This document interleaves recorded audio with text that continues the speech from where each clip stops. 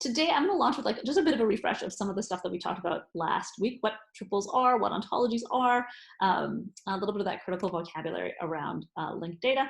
And then we'll be talking about, we sort of have two options you'll see in the slides. I sort of have this question of like, what should we do first? I think we actually should do Sparkle queries first. That's querying triple stores or sort of banks of linked data, and then turning to sort of quick and dirty ways to make some linked data from the knowledge and information that you have based on your own projects.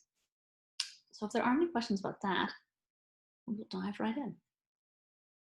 All right, as I say, without any further ado. So just as a quick overview, we talked last week about the triple structure. It was the way that linked data is formatted, that every linked data statement consists of a subject, a predicate, and an object. And subjects and objects are real world entities, people, places, things, concepts. And that predicates are these little joining bits that describe the relationships between entities, that people can write books, but books can't write people, for example, and that the entities belong to classes. So that's the idea that, Virginia Woolf belongs to the people class. She is capable of writing books. A Room of One's Own belongs to the book class, and it can't write people or write other books, but it can be written by people, for example.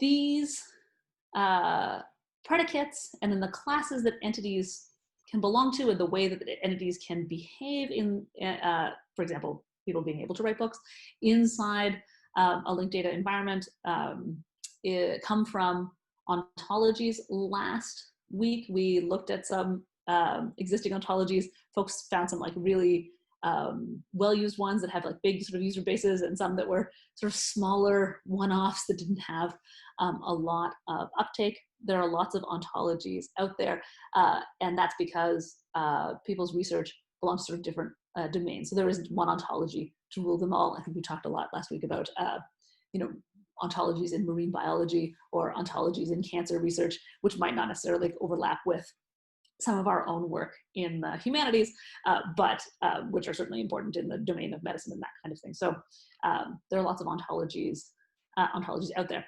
One of the things that is sort of that makes a difference when it comes to like choosing ontologies to work with or getting involved with groups that are writing ontologies like the Links group is that ontologies are designed to tell computers about the real world and about sort of like the conditions of possibility in the real world.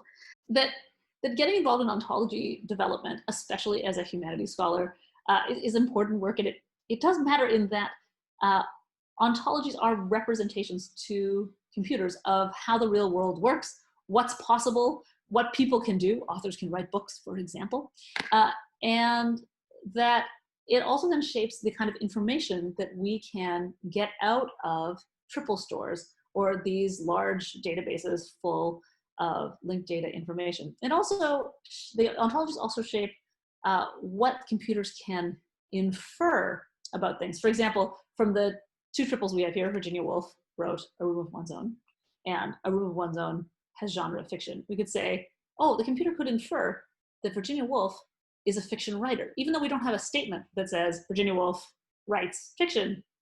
If she wrote A Room of One's Own and it has the genre fiction, there can be sort of some inference there. Now, that inferencing comes from the fact that we have predicates that come from an ontology, and that ontology's worldview can make a real difference. The questions, for example, of sex and gender and how a particular ontology represents sex and gender can shape what we can ask and record about people and personhood using that ontology. So we looked last week or 2 weeks ago at schema.org. That ontology has binary options for sex. It doesn't talk about gender at all. And so that's like a really sort of impoverished ontology. One of the things that we can do as humanities scholars is to work with ontologists to sort of contribute more more nuanced things that we know to be true about the world. You can even sort of see here in my example where I've got sort of predicates and classes of entities. You might have a class for place, and places can be countries or provinces or cities or buildings. You can imagine Indigenous studies scholars saying, you know what, this version of placeness is both like colonial and also impoverished. This doesn't capture what we know to be sort of true about place. So the ontologies one work with matter, and the ontologies set the kind of relationships that subjects and objects can have to one another. Here's our example from last week. Here we have one entity, Virginia Woolf, and she has lots of different relationships to lots of different things that can help us record information about her and do all sorts of interesting inferencing. We looked, that's all from last week. Here's what triples might look like in a human written form. E. Pauline Johnson has nationality Mohawk. But there could be lots of E. Pauline Johnsons out there in the world, and we don't want to just sort of offer the computer the string E. Pauline Johnson, just in case there are many other people who share that name. So in the world of linked data, we use URIs, or Uniform Resource, oh, what's the I? I'm thinking indicator, terrible. Identifier, that's the kid, to represent them. So here we've got Flint and Feather, has creator E. Pauline Johnson. Down below, this long blue string is points to an authority record that represents Flint and Feather. We will now no longer confuse Flint and Feather. A computer might sort of say, oh yeah, these are like physical things, but no, it's the name of a poetry collection. We've got a term that's coming to us from an ontology, in this case, an ontology called Dublin Core. It says creator, and we've got a URI for Pauline Johnson herself. And so here we have a little statement that's computer legible that's saying the same thing as we see in that human readable line above. Flint and Feather has creator Pauline Johnson. And that it's possible in linked data terms to also put in some human readable forms as well. So last week we looked at this kind of format. This is RDF XML. That linked data, the principles of linked data and the idea of having subjects, predicates, and objects doesn't just have to be represented as linked data with all of these pointy brackets. There are, just another like key term, other serializations. We're just looking at XML for this workshop, but you may, when you're sort of like out in the wild, come across formats called Turtle and JSON LD.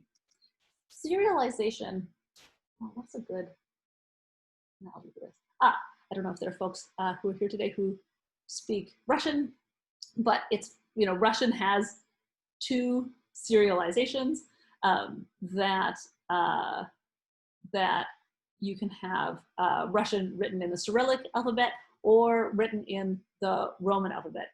And you can still sound out those words. They can still have the same meaning, but that a Roman alphabet might be like an XML serialization and the Cyrillic alphabet might be like Turtle. Linked data is like that too. Anyway, so we were talking about it. We've been looking at XML, but in case you see these other terms out in the wild, they're all ways of writing out triples, subjects, subjects, predicates, and objects. There was one thing that we hadn't talked over last week. And so here, when I sort of casually say like, oh, DC creator, this is the term that sort of says this book has this creator and this creator's name is E. Pauline Johnson. I've said, oh, DC, this is coming from an ontology called Dublin Core. But how does a computer know that this little DC colon represents Dublin Core? When we get to look at some live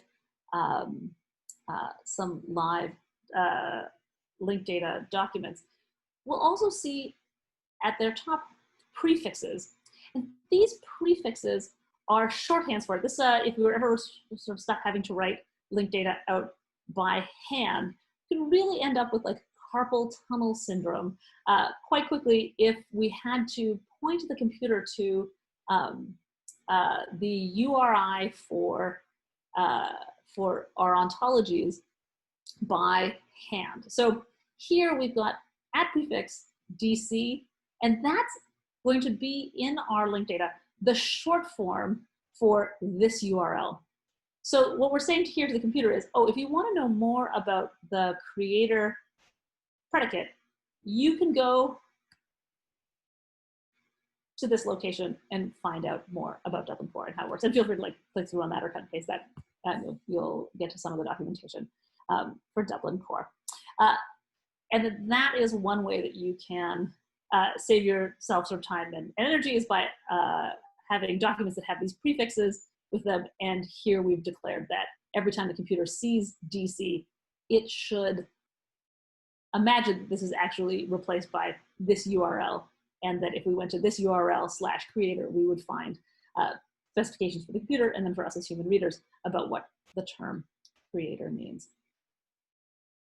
What should we do first? Making linked data, or learning to query linked data when you find it out in the wild?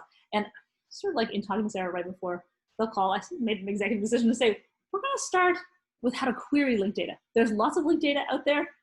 How do you get some information out that you could use or reuse in your own projects? And then we'll turn to OpenRefine, which I know Sarah had asked people to try to download, and to talk about how you can make some linked data yourself from scratch without having to write it all out longhand. So it means I will be jumping around a little bit in the slides, but I will like shout out the slide numbers so you'll know where we are. To learn how to do SPARQL queries, which is the language for querying triple stores, these databases full of linked data triples. I'll start the sentence and I made it too long. I didn't really quite get to the end. Anyway, so we're going to start out with SPARQL queries. We're going to be working with Wikidata today. We looked at Wikidata last week a little bit too. Feel free just to Google Wikidata and to head on over there. It is a vast store of triples that come from the Wikimedia suite of projects, and they have a SPARQL endpoint, which is the place where we can go and enter our SPARQL queries in order to get some data out. Now I'm using Wikidata not because I think it is the best store of data or has an ontology that is as nuanced as we might want for humanities content, or even that like its content, its coverage is particularly broad, but that it does have some useful tools for getting started. So it's a good place to learn how to write SPARQL queries, even if you aren't, even if you're not going to use Wikidata in the long run. So some of the principles about what goes into creating a SPARQL query is something you can use with other endpoints. I'm going to skip ahead from slide 33, past all the OpenRefine stuff we'll do later, to SPARQL, slide 44. And I did want to just like reinforce the idea that yes, we are looking at Wikidata. We'll be in a moment looking at their SPARQL endpoint, but there are lots of SPARQL endpoints out there for projects that have created linked data where you can pull some data down. The Canadian Writing Research Laboratory, I've got that backwards, which is also affiliated with LINCS, is one of these places. They have a SPARQL endpoint where once you learn how to write SPARQL, you could write queries to bring in some of their data, mostly about Canadian writers and lots of things about women authors in the Anglo sphere. Europeana collects European Museum holdings.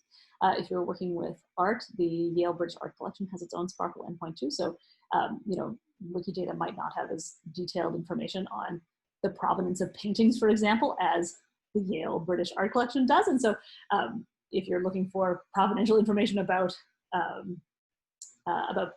paintings, then, you know, the Yale British Art Collection will serve you better, for example, than Wikidata will. I've got one on classical music, the British Archaeology Data Service, and DVpedia, which is structured data that comes in from Wikipedia. So there are lots of SPARQL endpoints out there. I don't want folks to think like, well, if Wikidata doesn't have the kind of data I want, why bother learning SPARQL? I'll never need it again. There are lots of linked data projects that have these SPARQL endpoints that are designed to let us query their data. Heading to slide 45.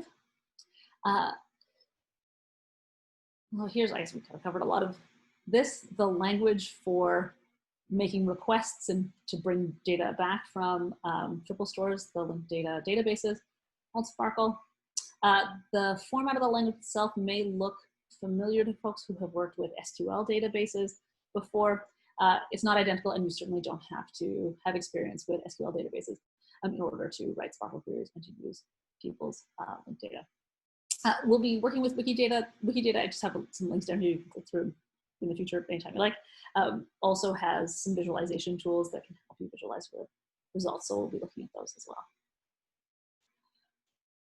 So hands-on, slide 46.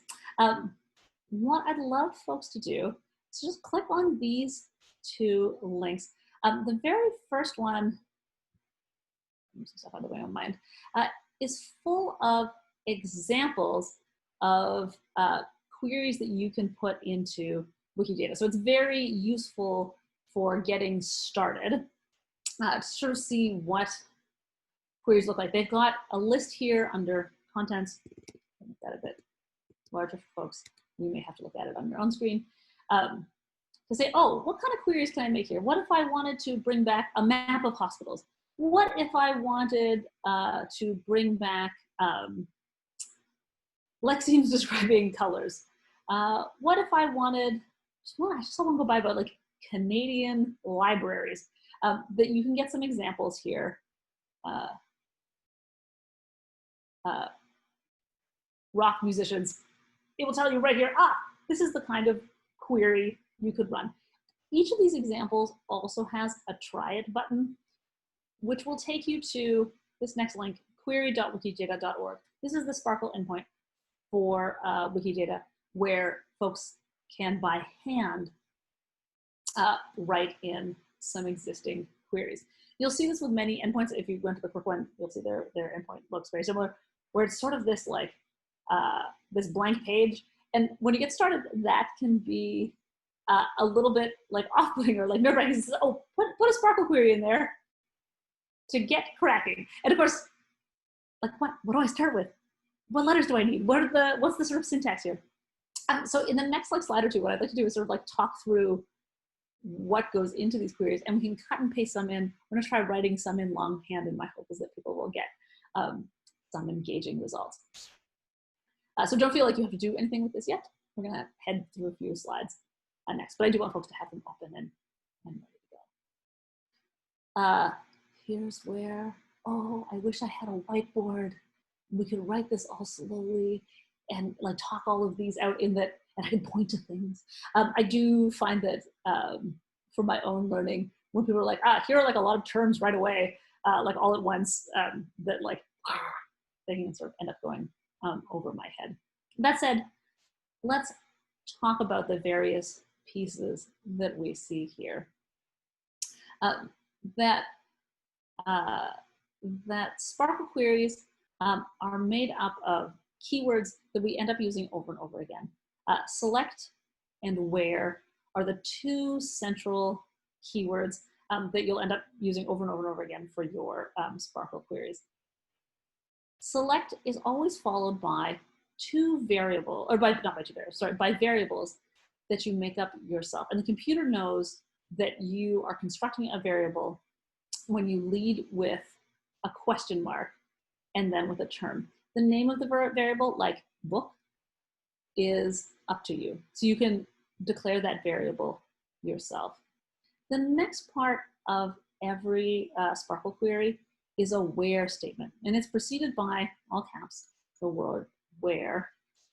And then the where clause itself is nested inside curly brackets. And as I'm sure people have experience with like programming languages and other querying languages, that if the computer is expecting an opening curly bracket and a closing curly bracket, and you leave off like the closing curly bracket, your computer just like lies down. It's like, oh, I can't even imagine what it is that you want. I won't run this query. If you are new to writing queries, this will happen to you. So I do recommend every time you write an opening curly bracket that you write the closing one at the same time, because they're easy to leave off the end. And then the the Sparkle where clauses are constructed out of triples. And in this case, we've got the variable book in the select. Here in the where, I can define for the computer what I mean by book. Pardon me, folks. I have a copy of this below. Aha, I do indeed. Oh, pardon me. Feel free to, I guess people can view. Can you cut and paste these out too? I'd like to switch over to a live example to talk about the select and where and what's happening, and then how to construct these triples and what these triples actually are. What is all this WTD stuff, the whole 9 yards. So what I'm gonna do is copy out this content below, and I'm gonna head into that Wikidata query service. Then what I'm also gonna do is to open, pardon me, Wikidata itself. Because here is where I can go if I want to find out how to construct my triples. I want to know what is in the ontology. What are those connector relationship words? And then what are the subjects and objects that are possible to have in my statements? My, if I want to know what are the terms that they use to say Virginia Woolf wrote to the lighthouse, do they use the term wrote? Do they use the term author? The Wikidata ontology will have a specific term in there. And when you're starting out with any Sparkle endpoint, you have to learn a little bit about the ontology that's under the hood to figure out what those terms are. Wikidata is particularly good at making it clear what those terms are, and each of those terms is represented by a number. That's useful, the representing each term by a number, because it means that we can put different language labels on top of those numbers. So if I'm using English language Wikidata, I will see wrote, but if I was using it in French, I would say perhaps à écrire, so something like this. I'm gonna look up a place. Okay, well, we have our example from last week was Mary Wollstonecraft. So we will look up her, I will look up her again. Here she is. And I can find out a little bit about her. This whole page is sort of human readable triples about her in which she is always the subject. And then we get a list of predicates and objects. She is an instance of being human. She has given name, Mary. If you click through to Wikidata and look up anything, your hometown, your favorite author, you hover over the predicates and the objects of these statements, you'll see we're getting a little pop-up. Here I'm getting instance of is property P31. This is the number that represents the idea of instance of, and we could put a different language label on top of instance of. But as far as the computer is concerned, P31 is all it needs to kind of keep track of in order to have this idea. Here we have instance of Q5. Q5 is the code that represents human. If I wanted to look up goats, I would need to put in, I would need something other than Q5, Q637, whatever it is that represents goats. When it comes to trying to construct your own queries in Wikidata, it's useful to go to Wikidata pages and hover over these things to kind of figure out what you can ask. I would like to get back all instances of humans in Wikidata, would be huge. I can see what those codes look like. Now when I head back to my query, actually, no, I will have, sorry, head back to our slides. I can see here I've got P31 is instance of, and then I've got a Q number of great length. If you type in, we can find that this Q number represents a particular book. Here, I've got WDT colon. Hopefully this idea of the like really short term plus a colon looks familiar. This is one of the prefixes that says, I mean a predicate in Wikidata. Wikidata doesn't make us enter those like @ symbols and the short forms. for the predicates that we saw 3 or 4 slides ago. But it does let us use these short forms. So I don't have to enter in a full URL with P31 at the end. I can just enter WDT colon for anything that is a predicate between a subject and an object, and WD colon for anything that is a subject or an object. And what this WD is short for is actually, I'll head back to Mary Wollstonecraft. It's the short form for this URL. So I could also run this query by writing out that URL with her Q number. This is her unique identifier inside Wikidata. Or I can just put in that WD colon. This is also to save you carpal tunnel syndrome. So in my small example here, I've got a select statement. I've defined, I put in some variables. I come up with those terms myself. DOB here represents date of birth. I could have written out date of birth as long as it didn't have any spaces in it. DOD for date of death. And that I've got these variables in here, but the Sparkle Query Service doesn't necessarily know what they mean until I define them inside a triple pattern. So here I've got my where, that's opening curly bracket and it's closing curly bracket down here. And what I'm saying is, oh, when, here I'm looking for, oh, sorry, I should say what this query is for. That Mary Wollstonecraft was born in Hackney. And I want to know who are all the other people who were born in Hackney, who are roughly her contemporaries who have an entry in Wikidata. So I'm going to be looking for people who were born after 1755 and born before 1855. So here, I don't want to get back like all of the people from all of Wikidata. So I'm defining a person as someone who has the property place of birth. You can see Mary Wollstonecraft has her place of birth property here. And I can see that that's P19. So indeed, in here, I also have P19. It's nice, gives me a little pop-up to make sure, help me make sure I've got the right thing. And her place of birth was Hackney. Now I want to know the Q number for that. I can't just, oh, Spitalfields, well, there we are. But I can find out what the number is by having a look here or by clicking on it and cutting and pasting the number out of the place I want to look for. Spitalfields is in Hackney. Probably measured a little bit. Oh, well, there we are. And so I can enter that in here. So now I have a triple that says, okay, find me all the people, but people to me are only people born in Hackney. I'm going to put in another criteria for person. So we'll say, oh, person is also somebody who is an instance of human, just in case there are any like very famous, I don't know, tigers from the Hackney Zoo in this time period. I don't want those returned in my results. Here, I've also added some filtering. We'll talk about those a little bit later, but I've also said I want to limit my time span. So I've added some date of birth and date of death information as well. We can ignore this for now. I'm gonna run this query just so you can get a sense of like the kind of things we get back. And so here are all the people who have, who were born in that time span and who share being born in Hackney with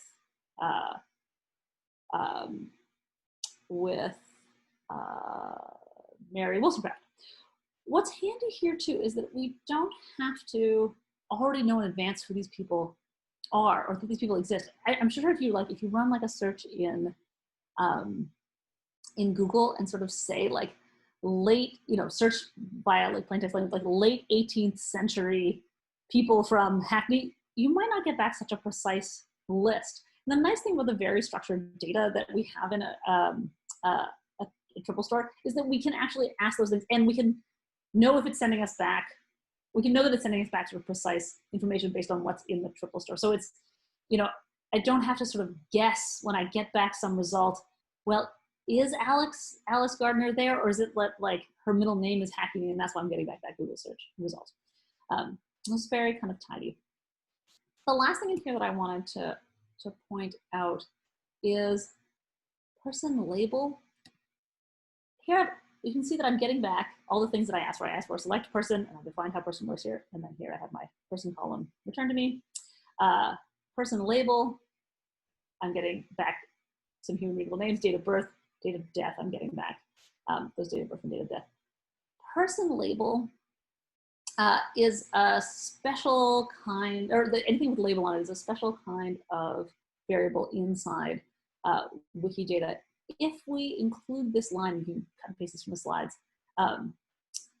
with its opening curly bracket and its closing curly bracket, that this service line asks Wikidata to return information to us in English on anything that has our variable name followed by uppercase L label. And that's useful in that if I take this out, I just get back people's Q number. And as a human reader, that's not very helpful for me. So I want to be able to read the names as well. So this is a line that when we come to be doing these things live ourselves, and it's not just the Prompted Talking Head show, we'll include this line that will let us get back English results. But I could change this to FR if I wanted to get back this content. These people's names, well, these people's names are probably the same in French, especially because they come from England. It is the same in French. If I wanted to get that content back in French or in Russian. It turns out Grace Aguilar's name is the same in French and Russian as it is in Russian. So that's the talking head version of everything that is on this slide. Here I have the outline of like, what are these things? This prefix is part of the URL here, a short form for these URLs.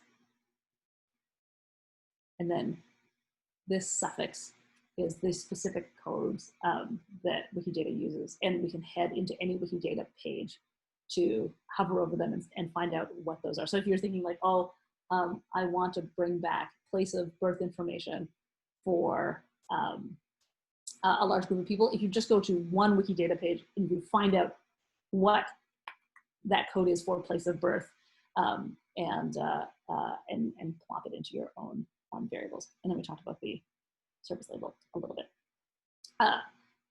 In a live setting, my favorite like 3-part mode of like, you know, sort of sharing stuff is like talking at great length about it, then doing a live example in front of everyone, which we've sort of done here, and then everyone trying it out themselves. So we're heading towards that, the hands-on example. Oh, here's one. I should have started with this one. Works by Virginia Woolf. And how I would go about constructing this one would be to say, well, let me look up, you could look up any author, but I want to know what the terms are for is author of, you know, and like what is her Q number if I want to get, what's the thing I put after my WD colon. If I can find her Q number, I can start cutting and pasting that into my queries. If I'm curious about, I think they have her list of books. I might actually already have it in here so I can find them out.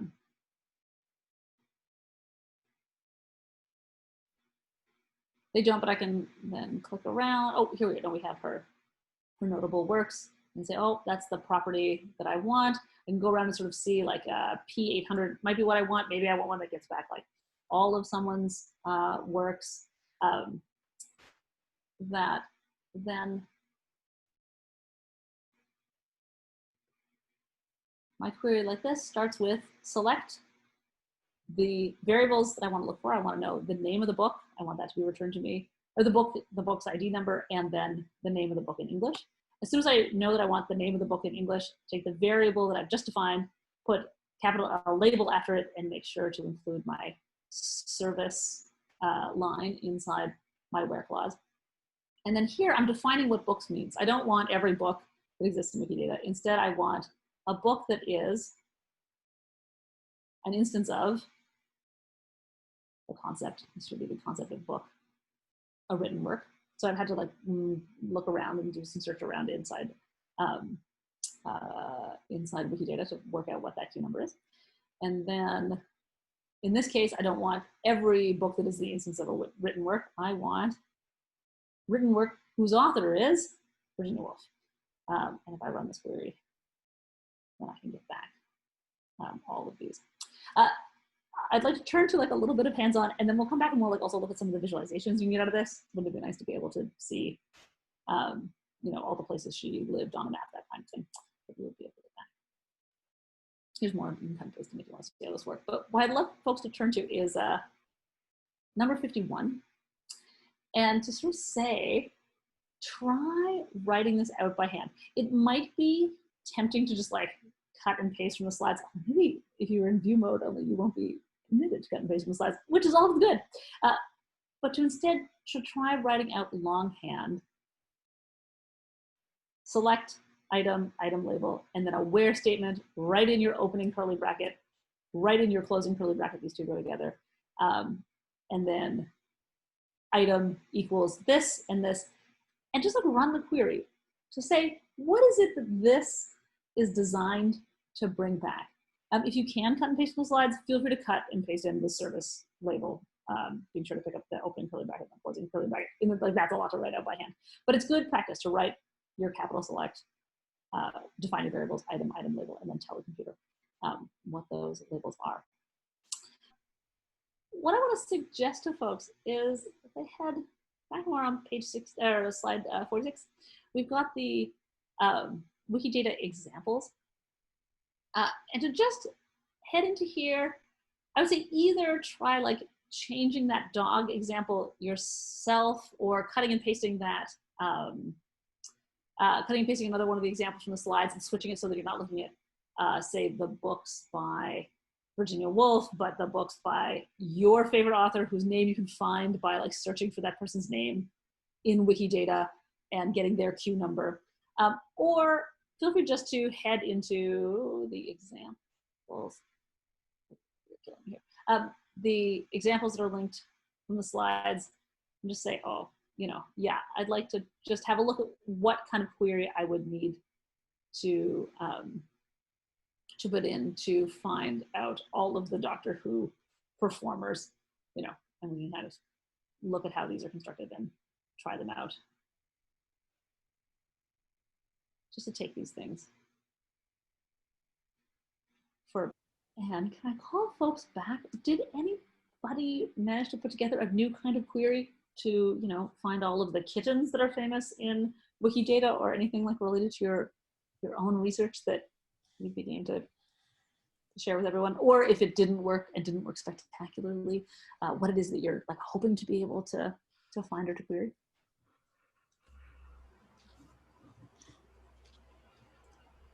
I was actually trying to see if I could pull all of the Wikidata people who are polyamorous, for example, but the data is just not there in Wikidata at all. So that's like a good example of like something that needs to be done.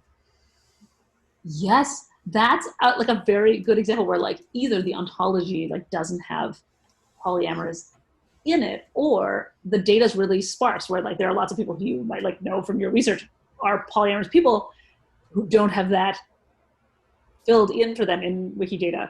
It's one of those like public data source things where like, then that's the call to all of us to go in and edit Wikidata to make it a better source. I know folks have had similar trouble looking for indigenous people in Wikidata, that the ontology doesn't offer a mechanism to record indigeneity, Inuit status, those sorts of things. And then also like the, you know, we would want to sort of look at the ontology if they did do that and sort of say like, you know, are you defining this like based on like how governments, you know, define things, or you know, like how is sort of selfhood recognized there? So Brian, that's a very useful example of like, it all matters, but like, you know, what's the data source you're using and how have they recorded their data and is it complete? And does the ontology record what you know to be true about people? Yeah, that's cool. Anyone else? Any spectacular successes or fun failures?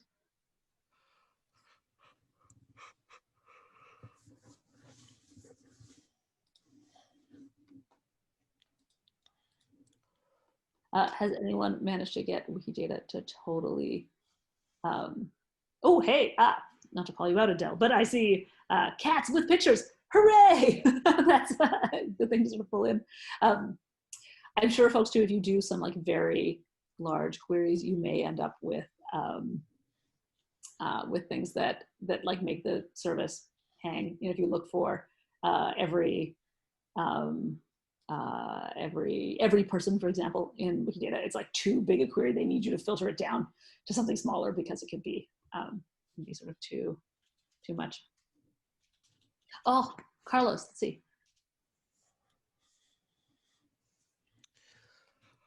Ah, that's interesting too. I must say I haven't like double checked like how well it supports regular expressions to sort of say, I don't just want all cats, I want cats that are famous from the internet. So Queen Victoria's cats, like no thanks, but grumpy cat, please.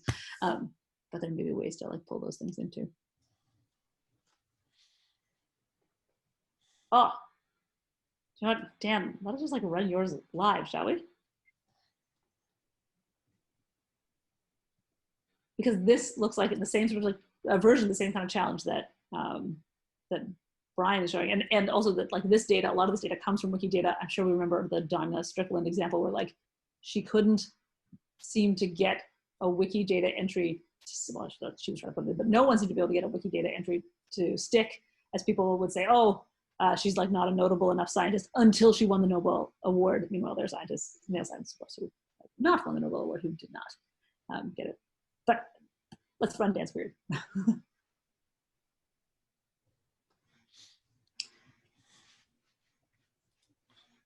Oh, I have cut and pasted in something incorrectly.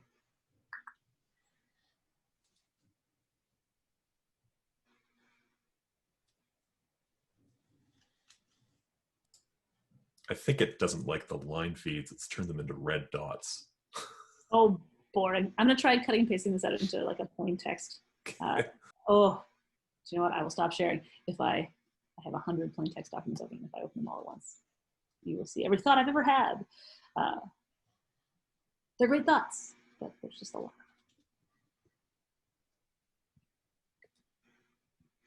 So for folks who are also having that trouble, try cutting and pasting that text out into a plain text document, and we'll see if this makes a difference.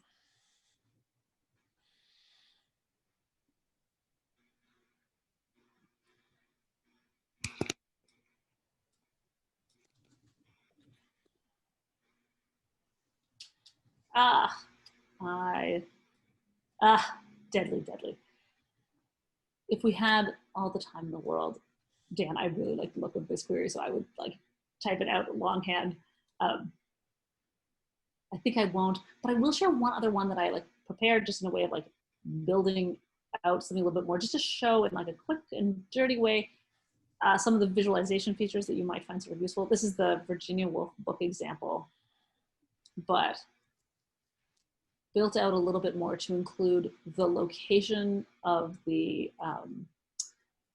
books themselves, and to find out the location and what's the term for location, which is P840, and to get back the coordinates. What I did was I headed over to one of her books, Mrs. Dalloway, and it has in it the narrative location. And so I can just get that number to be like, oh, what is the term they use to say the location of the book? They don't use location, they use something called narrative location. But I can find out what the property number is, P840, and put that sort of into my query. Here's what that. Oh, I'm getting Dan's again, which I want, and I want to see how it works. Though.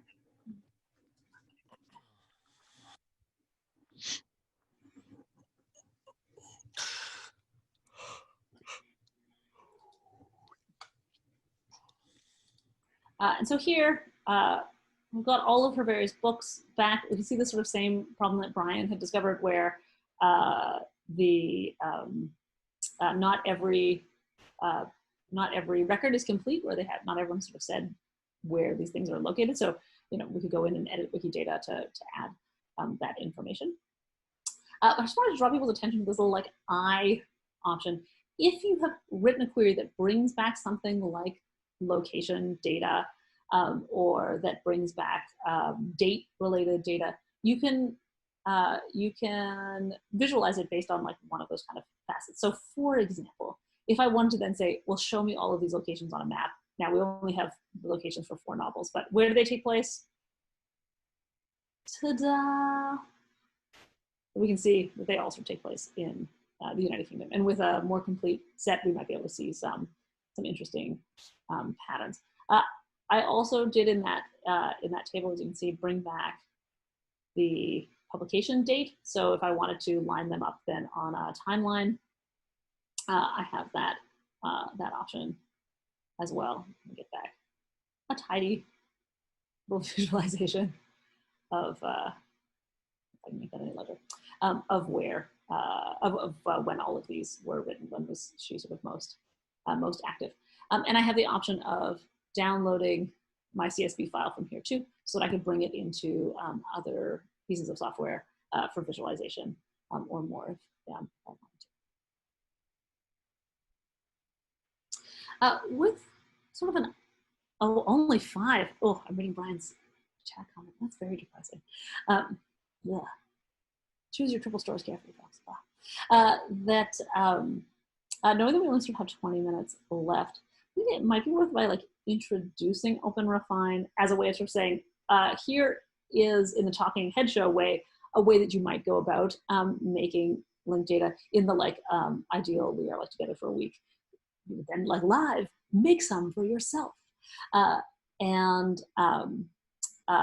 yes, but just sort of showing you the talking head way to sort of say like, now you do these slides, here are like ways that you can, that you could do this. One of the things too for folks who are curious about links and making Canadian sort of linked data is that the links tool set in like two years, speaking too soon, Sarah, Lisa, no, will have tools for folks who have, you know, spreadsheets and XML related to their own research projects that they'd like to turn into linked data to contribute. So I will be showing you a tool for making linked data and how to do it using OpenRefine, but there are other tools out there, and they're certainly, especially in the context of humanities data sort of through links, there will eventually be user-friendly one-click tools with beautiful bilingual interfaces and all those things that we will promise and deliver as well. So, all right, over to the slides about OpenRefine. Am I sharing? I'm not sharing. I will share. More friendly that way. Here we are. So I'm heading right on back to the slides that I had skipped. I do hope folks had the chance to download OpenRefine. I know one person who had trouble accessing it, and we're certainly happy to talk about that after the fact. OpenRefine is a tool that was originally designed by Google and called Google Refine, and then they kind of released it into the wild as open source code. And we can use it. It has many different uses, mostly for cleaning like messy spreadsheets. But we can do things like generate our own linked data by querying other Wikidata services. So we can make Sparkle queries without having to write any of the Sparkle that you just learned how to do directly to different Sparkle endpoints, and to bring all of that data into a single spreadsheet if we want to, or to put it out as linked data. So here on the left in my slide is an example of what that data looks like when it's been pulled in from other sort of sources, and then some output as linked data using the XML serialization. So, OpenRefine. My hope is that folks have this downloaded. Because I will just be doing this in this like horribly quick sort of chatting way, I'm going to share with you a spot where this content exists. So here you go. These are some files that you may need. Bless Sarah, she tells me this is downloadable. I hope you'll be able to download the content here if you want to try this later on sort of at home.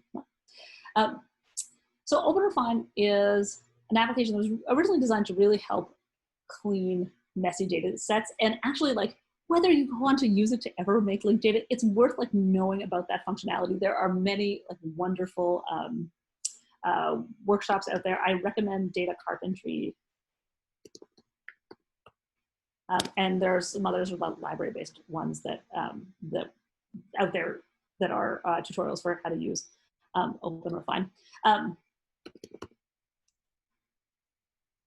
OpenRefine is a standalone app, but it uses your browser. So I will be opening it inside my own browser. And before we turn to the question of linked data, I would just love to like show you the way that it can be used to clean up your messy data sets. Super, super useful. So here's what OpenRefine looks like once it sort of opens up. It will store on your computer the projects that you've opened, the spreadsheets that you've sort of brought in. Here's one that I brought in, the sample set that has a spreadsheet that has information about shipwrecks. I've got in here 4,721 rows of information about a ship, where it was built, when it was lost, lots of this kind of data. And one of the things, this is in the slides if you want to see, like, what did you click on, then what? Like in the slides. And I'm sure for folks who like have, you know, inherited projects or who have like, you know, end up with these like large sort of spreadsheets, occasionally find that sometimes the information isn't regularized. People have entered in dates in reverse sometimes, or haven't used exactly the same terms, and then it makes it very hard to visualize things. This happens lots and lots. OpenRefine is a kind of tool that can help you fix these kind of errors.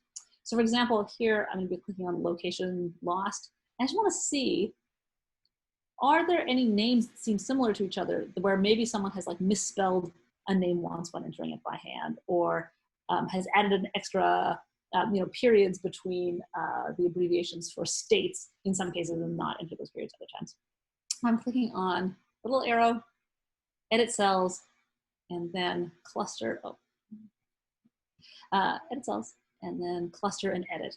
This is in the slides too, so you'll have some of this and just like me quickly saying this and then wondering where those things are. And you can see like this is one thing to like just always find for if you ever inherit these kind of things. It's gone through and said, Barnegat Inlet 12 miles looks very similar to this one. Did you want to collapse these into one name? Or Sandy Hook Point uppercase and Sandy Hook Point lowercase both appear in your data set. 37 times it's uppercase and 7 times lowercase. Did you want to collapse these into each other and merge them with one another? And I can actually say, oh, yes, I would. I would like to turn the Hudson River East Hoboken into, and Hudson River Hoboken East into just this one. And I can enter the text here that I want to appear when they are merged. And I'll say, oh, yes, Parsons Inlet and Parsons Inlet should be this in my document, and I can merge those. And you'll see eventually, like you could merge as many as you like, and eventually everything will be normalized in the spreadsheet, and things that are the same will have the same name as one another.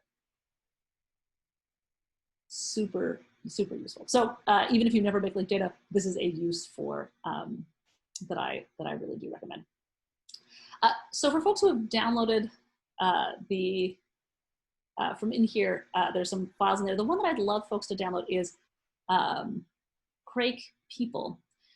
One of the things that we had that was like a trouble was it was hard for us to like actually add the file itself just like right to the chat. And so my hope is that when you do download it, it's still not letting me do it, you're just getting back a list of like 5 names. And we're gonna, what I will do sort of live, and normally if we had another like hour, you'd be sort of doing by hand, hi Peter, would be to bring in these people's names and then ask Wikidata for information about these people and output it as linked data. So let's have a look at that. Click on the little jewel to return to Wikidata or OpenRefine's home base. And I'm going to create a new project. It lets me browse and head on over to pardon me, in a class. This is that Craig people listing that you have here. I hope if you're doing this live, you certainly don't have to, is that you will get back a small list of names. So here I've got, these were some people who were contemporaries of the British author Dinah Craik. These people's names come from a wonderful digital project around Dinah Craik's letters that's run by Karen Burry at the, in Calgary. And here I've got their names, and rather than like wanting to like have to like find out and write out by hand like what their birth and death dates are and when they were born, I just want OpenRefine to go to Wikidata and get this information for me. On this first page, it's asking me, it's sort of saying, oh yes, I found an Excel file, that's what you've put in here. It wants me to know, like, is there a header row? In this case, there are no headers, so I'm gonna like unclick that. We've got Dinah Craik's name in there too. You see there are lots of other kind of options. The only thing I've unclicked is there's no header row, and I can click on create project.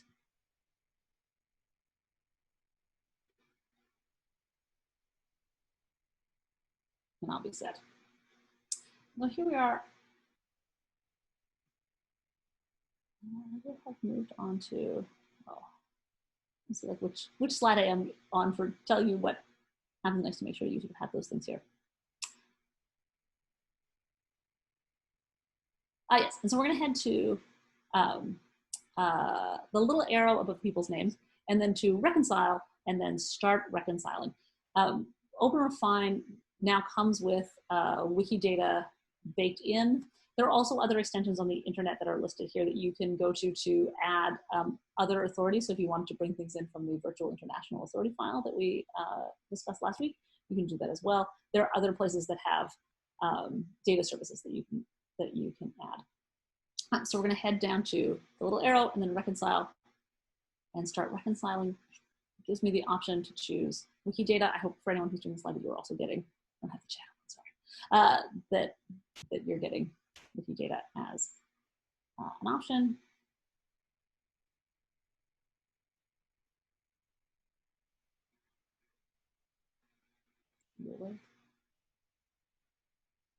For folks here who teach, this will be like the great challenge too, you know, of like, will home internet be enough to be chatting and screen sharing with everyone, and then also to be running web services.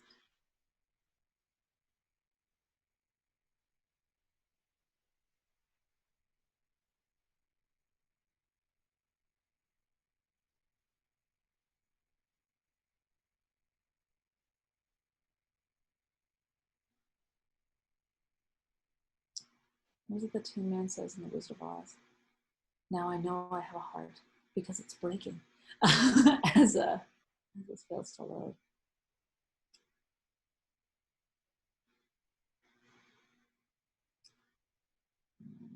Refresh. Try again.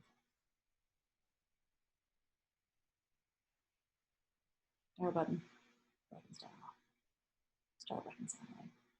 Call out to Wikidata. We might have to call it if it won't do it while I'm also screen sharing.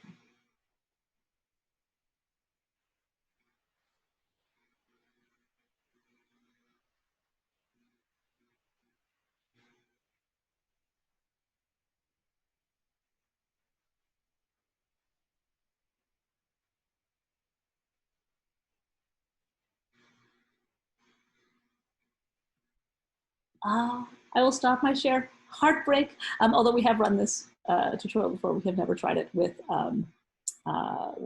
25 people on the call.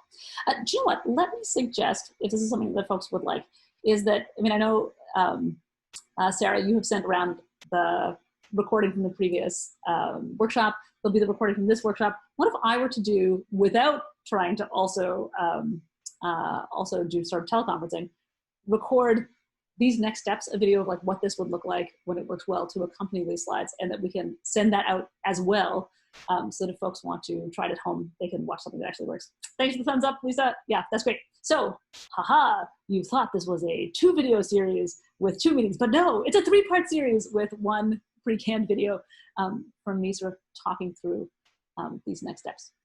And this too will be, how to use OpenRefine to bring in data from other sources and then to create some linked data as an output. That said, there are, as I said, projects like Links that will have even easier to use tools and ways to contribute that linked data once it's created to a triple store, rather than just some beautiful flat files that express the relationships between people and their birth and death dates and their locations of birth and that kind of thing.